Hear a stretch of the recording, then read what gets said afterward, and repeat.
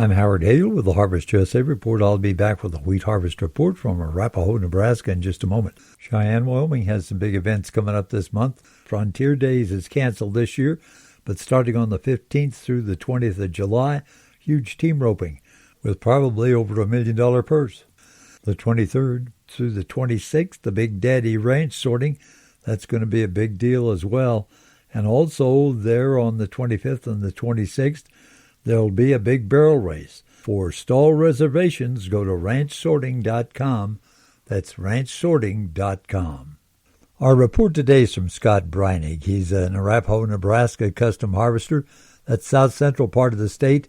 How's the wheat harvest going there at Arapahoe? Some guys are kind of kicking tires for the fourth, so to speak. They were running into some wet wheat. Now it's kind of pretty well full bore. We tried it, like I said, before the fourth there, and it was a little wet.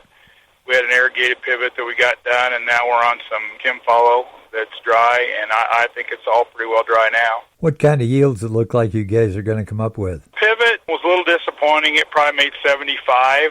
Kim Follow looks like 60 range, give or take. Test weights on the pivot were like 60.5, and the Kim Follow is actually about 62, 63, so it's got better test weight, which doesn't seem to make sense, but it is what it is. Does it look like most of the wheat is going to be pretty decent there in the Arapahoe area? I've heard reports that some areas down by Oxford and that area had some freeze damage. So far, we're not seeing that right where my wheat is, but it could be a variety deal too, Howard.